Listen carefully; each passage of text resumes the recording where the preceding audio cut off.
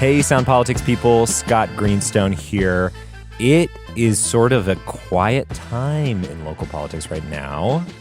Candidates who made it through the primary are taking a little break. City council is going on recess. Some people are even taking vacations before going back to, the September sprint to November's election, budget season, etc. So this week I wanted to play, I would call it like an ode to summer campaigning, particularly this thing called gastro diplomacy. This is an episode I did with Seattle Eats, one of our KUOW sister podcasts. And if you're thinking to yourself like food, politics, I promise you it's an incredible crossover. So it aired on the Seattle Eats feed a couple weeks ago, but there is a huge update, a big thing that has changed since then. So this is what we're going to do for Sound Politics today. We're going to play the Seattle Eats episode, how it aired, and then after that, I'm coming back with this big update. It's actually a couple updates. So without further ado, it's time for Sound Politics times Seattle Eats. And here's Brandi Fullwood, the host of Seattle Eats. Hey, I'm Brandi Fullwood, and this is Seattle Eats. It's a podcast about the Seattle food scene and the best things to eat in it. We are switching it up today. We're not going to be talking about the best bites around town or the trends at your local bar. Instead, I am taking you to a backyard fish fry that's honestly become the city's best informal political event. And it didn't start out as a political or apolitical event. It started as a casual hangout with coworkers and friends 30 years ago. It was Wednesday. It was the second week of July. And we decided, we're going to go over Dawn's house. That is Elder Dawn Mason. It was just hot dogs, about 20 people, my coworkers. Let's go have a hump day picnic. And for 30 years, she has hosted a huge group of people in her backyard. Dawn, by the way, is not just some neighbor hosting a fish fry. She is a former state representative. She was the rep for the 37th Legislative District, which is the south end of Seattle. And she's also a convener of VIPs. Former Seahawks players, elected officials like Mayor Katie Wilson, State Attorney General Nick Brown, King County Executive Gurmai Zahilai, and dozens of others in the political scene. They all turn out for this fish fry every summer. This casual hang has become a hub for community and politicians alike. Then when I came out of office, we just kept doing it. And then it just kept getting bigger. So what started with maybe 20 some people, they just told me we have 302 people registered today. But the thing is, this fish fry is not supposed to be political. At least according to Dawn, it's supposed to be a party for constituents. And that's what this fish fry is about. It's fun, food, and fellowship. So the larger community is invited. You pay $40 and you get a plate of fried fish, hearty greens, some baked beans, and a seat at Dawn Mason's annual fish fry and birthday party. And yet, the party's edges are strewn with people asking for endorsements, these sidebar chats about the council, and even people just making requests of their local council member. Actually, KUOW's political reporter and host of Sound Politics, Scott Greenstone, is the one who told me, if you're running for office, You got to come to Dawn Mason's fish fry. Yes. You got to show your face here. When did it become that? Recently. Scott and I are going to head to this apolitical but kind of political backyard fish fry and find out why you better show up if you want to run this city. And we're going to try the food. Duh. Let's get into it.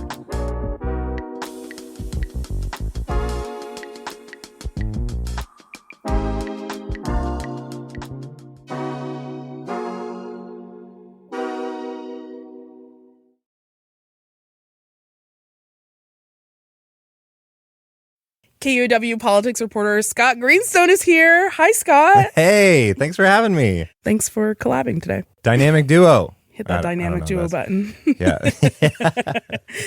Well, I'm excited because Scott and I run into each other in the hallway all the time at KUOW, and sometimes it's just me telling you bizarre things from newsletters, sometimes political newsletters. Yes. Other times I ask Scott, does Seattle have a Sylvia's moment? What's up? Yeah, but you have to say what that means. Like, not everyone knows Sylvia's. Not everyone's a political insider. That's so true. Or an East Coaster. Sylvia's is an iconic soul food restaurant in Harlem. People love it for the South Carolina catfish, for the barbecue pork with sassy sauce, specifically sassy. But it's not just a good restaurant. It's also where they make the kings. This is how I know it. Yeah. If you want to be the president of the United States, you go to Sylvia's. So it's mostly Democrats like Barack Obama, Kamala Harris, Bernie Sanders, Bill Clinton. They all sit down with the Reverend Al Sharpton to show support basically for the Black community, for civil rights and other progressive ideas, because the restaurant, which is in Harlem, is synonymous with Black community. And so I wanted to know, like, what's our local equivalent of that same idea? Yeah. What's our Sylvia's moment? And I said if I had to pick one, because I don't want to overhype it too much, but if I had to pick one, I would say Elder Don Mason's annual fish fry and birthday party. Really, honestly, every politician I think who is, like any Seattle politician, goes to this hoedown, and it is a hoedown. Western themes, cowboy boots. I saw the police chief of Seattle in a 10-gallon hat. I think that at one point they tried to list off every elected official and candidate who attended, and it was around 24 by my count, city council members, state senators, judges, candidates. I think it used to be seen as a gathering primarily for Black politicians, but today, I really started to take notice of it as an all-politicians event last year when then-Mayor Bruce Harrell attended, but his opponent, Katie Wilson, who's white, also did. They're coming from all over. It's like you said, it's like, oh, being at Dawn's Fish Fry is a place to be seen. We caught up with Dawn as soon as we arrived. So I'm Dawn Mason. I have a lot of titles. I'm a former state representative.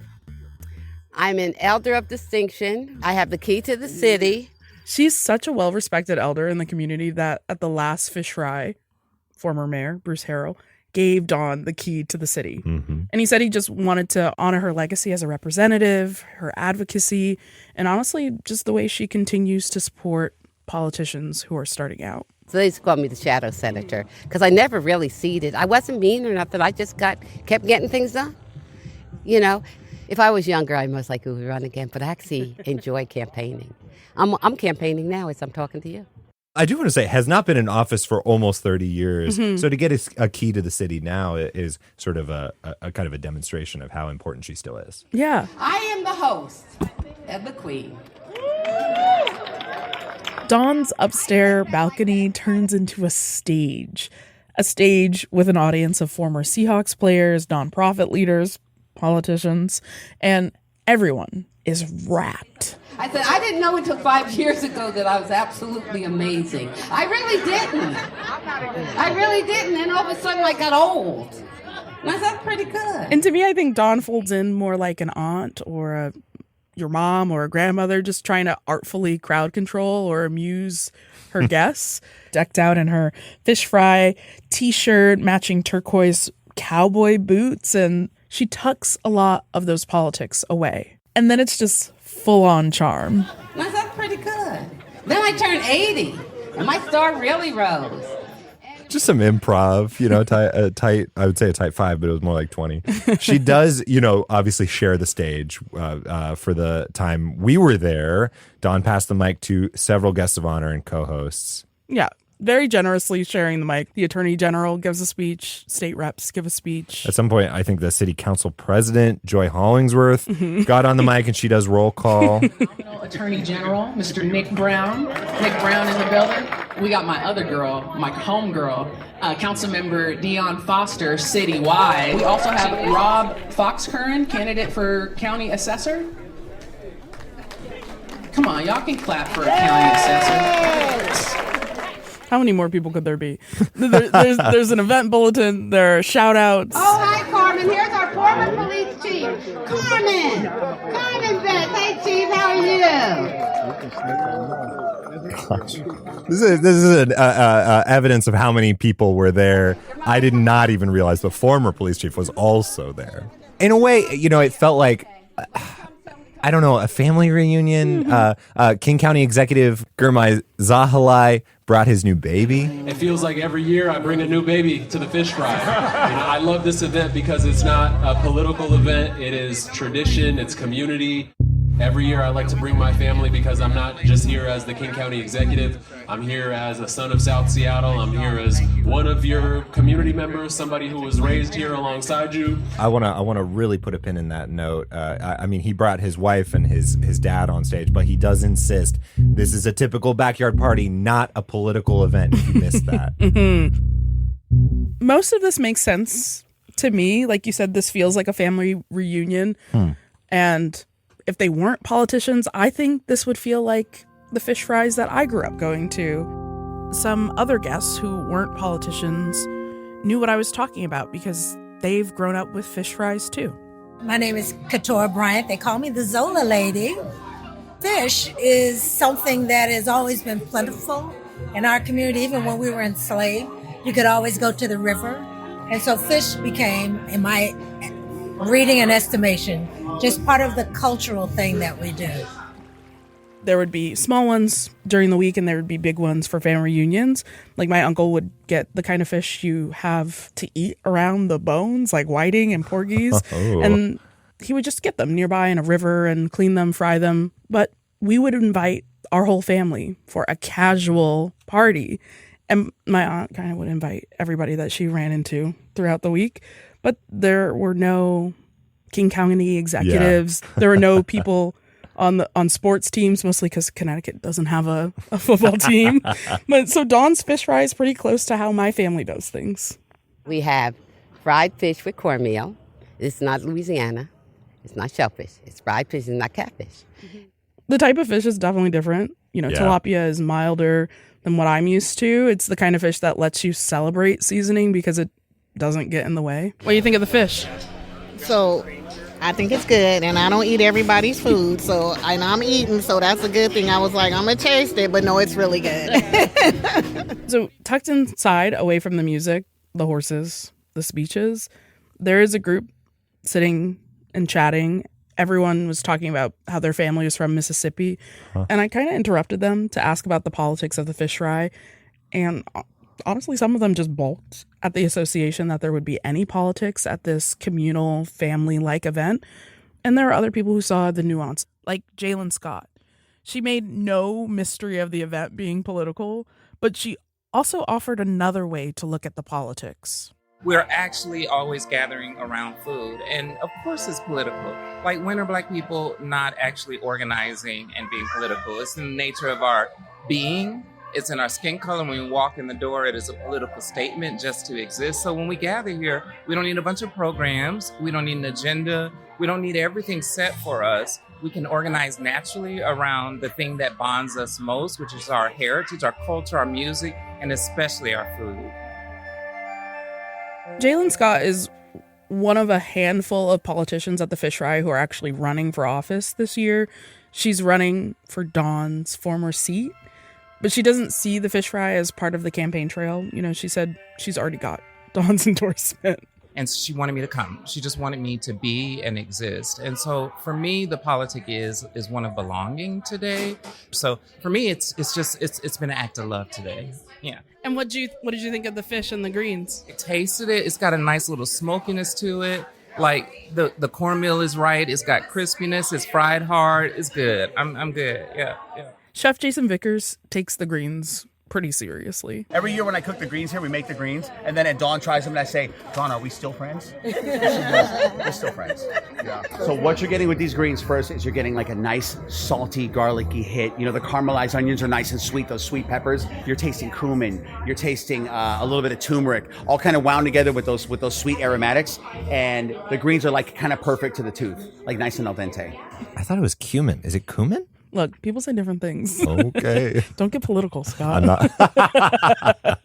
But honestly, I'll get political because toothsome greens, at this point, we hadn't tried any food yet. And so I'm really skeptical of these greens. I gut checked the greens with an attendee, Ramona Shine. What do you think of the greens? We were talking about the greens in the kitchen. Well, mine are almost gone, so that'll tell you a little something. They're good. Okay. So Chef Jason has been making these greens and catering the fish fry for 30 years. Actually, Don's event was his first catering gig. And he said he's seen the fish fry grow from this coworker kind of event to a more political situation. The new the new freshman class of young politicians is introduced, and I've watched folks walk through their barest introduction and kind of nobody knowing who they are, all the way through to becoming mayor and having their, it's like, I remember when Bruce first came here and everybody was, kind of just meeting him for the first time. And then I remember last year him being here with his full security detail and what a big to-do it was, you know what I mean? He's talking about Bruce Harrell, former mayor of Seattle. Mm-hmm. And this year, there's a new mayor in town. Mayor Katie Wilson and Elder Don Mason take to the stage together. Lots of people pull out their phones to record the moment. They laugh and cheer as Don switches between these tiny quips and settling the crowd down. She eventually passes the mic to Mayor Wilson, who is holding her daughter on her hip. I'm not holding my daughter as a prop here. She actually just won't let me put her down. And so I just so appreciate... Oh, now she says, Mom, put me down. Okay. I feel a real kinship with you, Elder Mason. We text back and forth. We definitely do. Dawn told Scott and I that her biggest concern as an elder is protecting children. She said that a lot. Yeah. She reiterates this to the crowd like most of the time that she's on the stage, and people below the deck nod and agree, and the mayor agrees too. That's what public service is ultimately about, is what is the future that we're leaving for our children and for our grandchildren, and we are all in this together. So I was actually here last year. And then the mayor mentions that she was there when the key to the city was presented to Dawn. Do you know everyone has a key now? So you're hearing her say there, do you know everyone has a key now, she asks? Everyone has a key, right? Look on your lanyard. That's because at check-in, everybody gets a lanyard with a little pin on it. It's a pin of a gold key against an emerald background and the city seal. So just like Dawn has a key to the city, the whole community now exactly. has a key. That's the idea, yeah. So anyway, that's what I wanted to say. I wanted everyone to have a chance to see that, yes, I have the key to the city. She's the mayor, I have the key. No matter who's the mayor, I'll have the key. And so I'm like her ambassador. So we have to make this work. And I have to say, she always responds to me. And that's what's important to me. It's not that you might agree even, but that you respond. So thank you so much. Okay. Scott cut his recorder to walk over to me. And honestly, I was just beaming about Dawn. I'm obsessed. I would never want to be in her way. Did the mayor look uncomfortable? Oh, deeply. Dawn said she needs this for re-election. I didn't hear that part. Yeah. Wait, did I miss that? She said, everybody take a picture with... We'll make sure that she gets it. She's going to need this for re-election. How did I miss that? I'm still annoyed that I missed that moment because I wanted to get her on tape saying, Mayor Katie Wilson, you need this for your re-election. But you know what does feel like community, if not being ribbed? Someone getting you a plate. And I don't know how, but Scott managed to cut the line and get us food. Okay. So the city attorney, Erica Evans, who was also, of course, there, had a staffer grab it for me. Totally. Do you want me to go get you some fish? Oh, that is so nice. I can go sneak you. I will get fish. Let the record show. I wanted to say, I will get, there's no scenario where I'm leaving here without fish. I paid. Well, thanks, Erica. But by the time Scott and I actually tried the fish, it was kind of 2 hours after everyone else was eating. It's definitely not crispy. Oh, I like it, though. It's really, well-breaded. It's not super crumbly. I wish my fish was hot. I think the edges of my fish are crispy. I think it's really doing it for me. All right. Jason's greens. I'm salivating already. Me too. I was salivating when he was describing the greens in the kitchen. Oh, man. Even not hot anymore. This feels like greens made in Seattle. They're really relying on like a natural flavor from the collard greens. So it really tastes more vegetal forward than it does taste like maybe what my greens taste like, which has a lot of fat from either a smoked turkey or a ham hock or something like that. You got beans? I got beans. Here, have some beans. Oh, the beans are good too. These remind me of my grandpa's beans.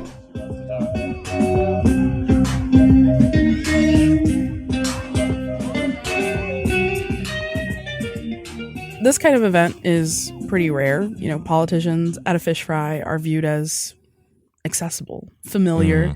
They wear jeans, they wear t-shirts, they hold their children. And the more that they blend into the crowd, the more comfortable a lot of guests seem to be, constituents seem to be, about approaching them, asking them for help.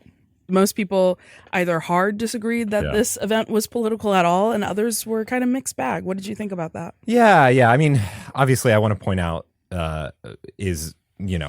politics are happening at the fish fry. Politicking is happening. Someone walked up to Attorney General Nick Brown, who we heard from for just a moment in the beginning, right before I talked to him, asked him for his endorsement, right? We heard a long litany of names. Why did we go through that long litany of names, Brandi? Like electeds, candidates. There was a very influential political consultant there with his family, Michael Charles. He's behind many of the most prominent politicians in King County. This is a place where you are seen, right? It's where you meet the movers and the shakers. And where the movers and shakers eat. Exactly. You get to see them in compromising poses with beans spilled on their T-shirts, whatever. They're just like us.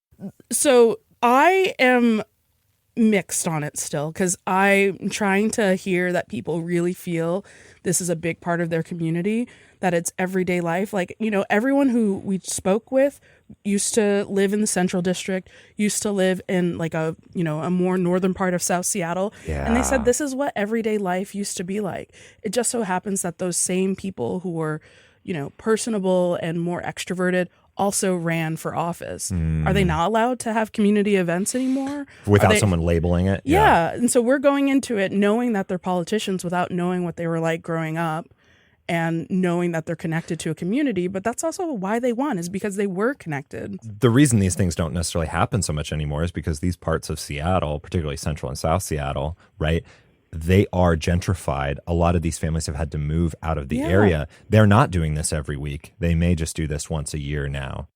With local politics like this, when you run for office, a political consultant told me one time, a big numbers guy, told me that most of what you're doing is grueling work to push yourself up just a fraction of a percentage point.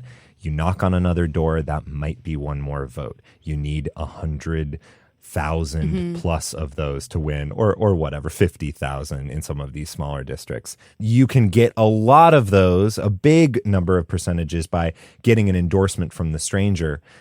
Or the Seattle Times, those like really important media endorsements or union endorsements. But you need, like, you're putting together the ingredients, if I want to use like a food metaphor, I guess, to like have that successful dish, that successful run. Where does this ingredient fit in there? How many teaspoons of Don Mason's fish fry do you need? It's very difficult to pretend that food doesn't touch politics, economics, culture, because it does. That's just what it is at its center. I mean, the most political thing that Dawn said kind of sticks in my mind, because she talked openly, only at one moment, about a Democratic House rep for this same legislative district we're in, the one she used to represent. Honestly, she told us point blank that she doesn't want Democrat Sharon Tomiko Santos to win. Rep Santos is a candidate in the 37th district, and in this upcoming midterm election, she's going against someone that Dawn has endorsed. That's the most political thing I'm going to say. Santos, yes, we're taking her out. She doesn't have the good sense to just go. She never comes. She doesn't like me. Is she invited? Everyone's invited.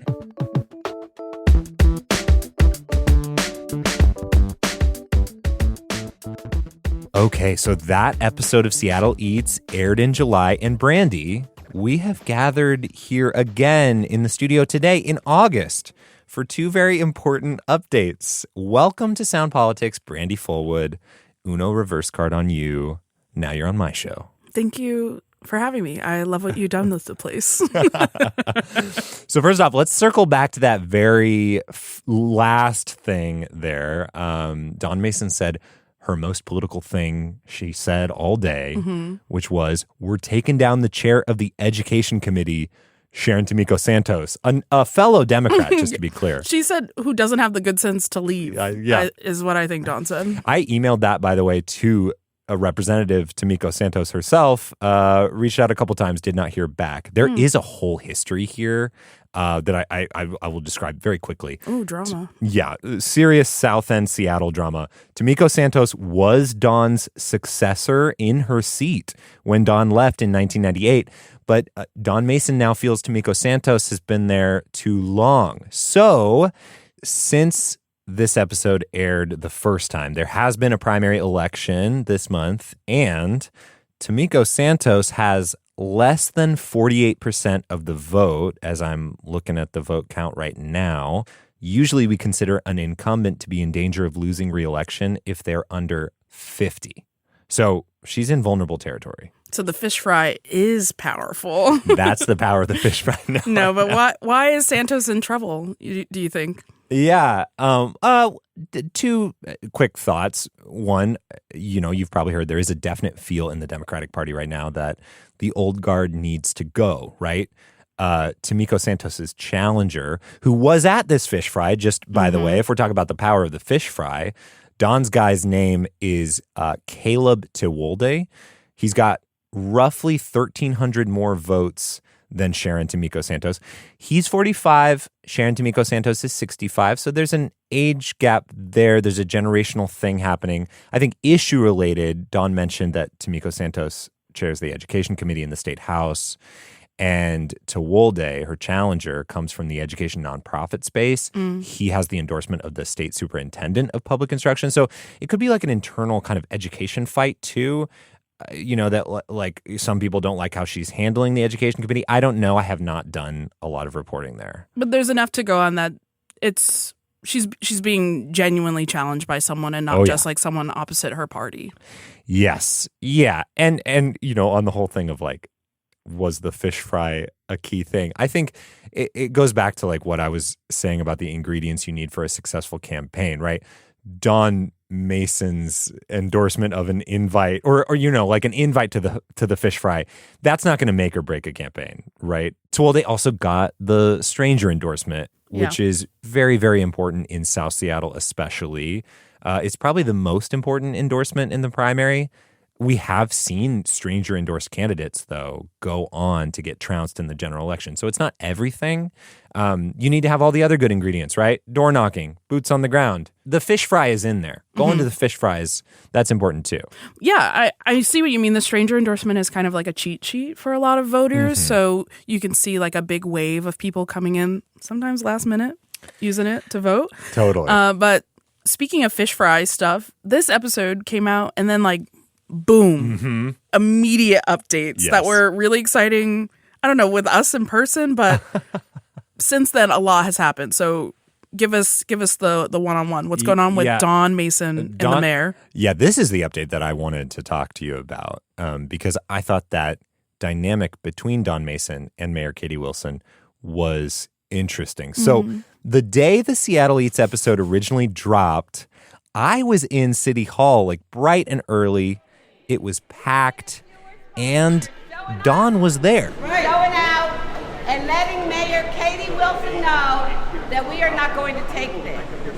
And her tone toward the mayor was a lot different than, what we heard at the fish fry for sure. Word got out the night before that Wilson was planning to ask or had already asked the police chief, who was also at the fish fry, by the way, that she was going to ask him, that she had asked him to resign. And Mason was talking to TV reporters saying the mayor shouldn't do that. She did not bring any of us along with her when she ran for office. She has not hired any. So we asked her at least keep the ones that we already have. And that she couldn't even last for 7 months. Brandi, your mouth has dropped. We should say here that the now former police chief, Sean Barnes, is also black. Dawn Mason is black. Mayor Katie Wilson is white. That's, that comment that we just heard, very fiery. It's not totally fair to Wilson. Like her deputy mayor, Brian Surratt, is black. Okay, but Dawn did say, like, at the fish fry, and she seems to say in general, don't just bring in anybody black. That's right. She wants, like, who she has in mind, and she definitely had her heart and mind set on now former police chief Sean Barnes, who was, like you said, at the fish fry.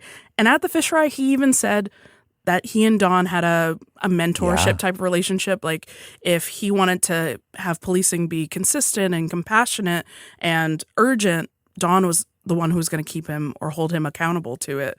So I don't know if this new deputy mayor, Brian Surratt, he's not in the mix the way Barnes was in the mix. Well, yeah, she feels like he's not necessarily speaking for the Black community necessarily. Of course, that's Dawn's perspective. Mm-hmm. And also, can any one person speak for the Black community? So basically Dawn and a bunch of other folks got together with Wilson that morning. They were not able to change her mind. She still announced that afternoon that the police chief had agreed to resign. I bring this up because I think it's an illustration of a greater tension between the mayor and some Black leaders, particularly, I think, an older generation. Mm-hmm. Like the NAACP's local and regional leaders were there, as well as a number of Black pastors. This group of folks has definitely been trying to lobby her to expand surveillance cameras after shootings earlier this year at Rainier Beach High School. On this show, we've talked about how the mayor has gone back and forth on surveillance cameras a lot.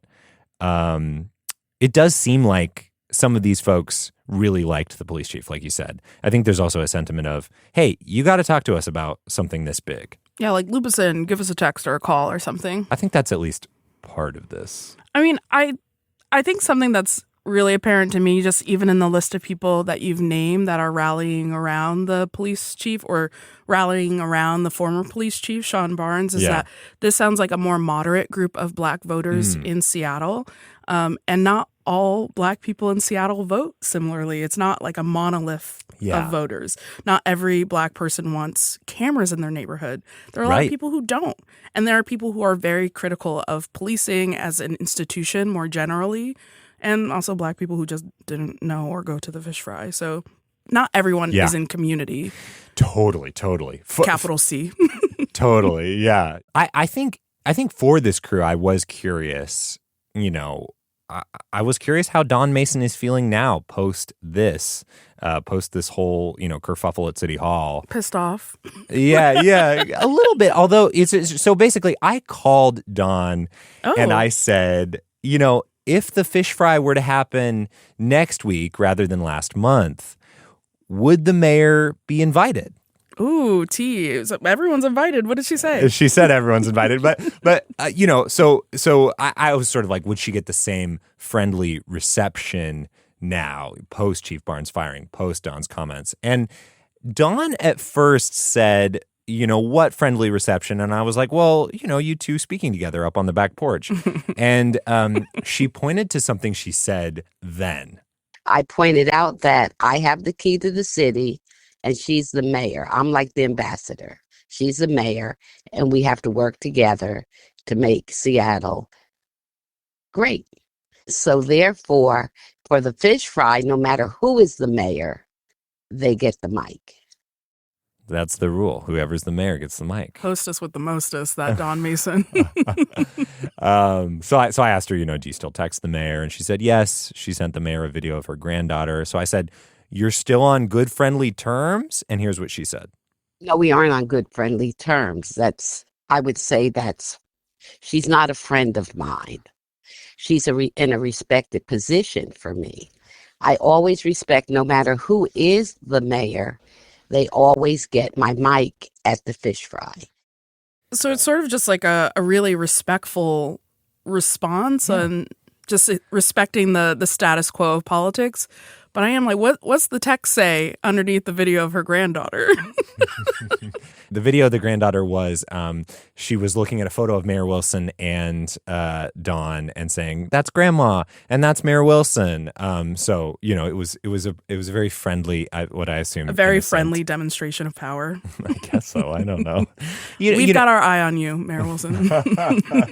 Me and the generations coming after me, and everybody at the fish fry.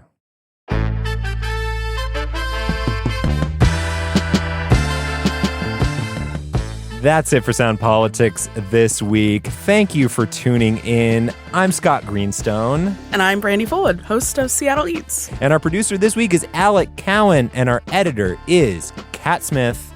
Jim Gates edited the episode of Seattle Eats. And this show is only possible, we say it every week, it only gets more true. Help, please go to kuow.org/politics so that when your donation comes in, it's tagged Sound Politics, and it tells our bosses, oh, these people love Sound Politics. They want their donations to be tagged We Love Sound Politics. That's literally all it does. It doesn't mean that it goes into my pocket or anything. Thank you so much for donating. Your generosity keeps us on the air and in your feed. It's our version of a fish fry. Thanks. Sure. Good way to bring it in. Thanks all. See you next week.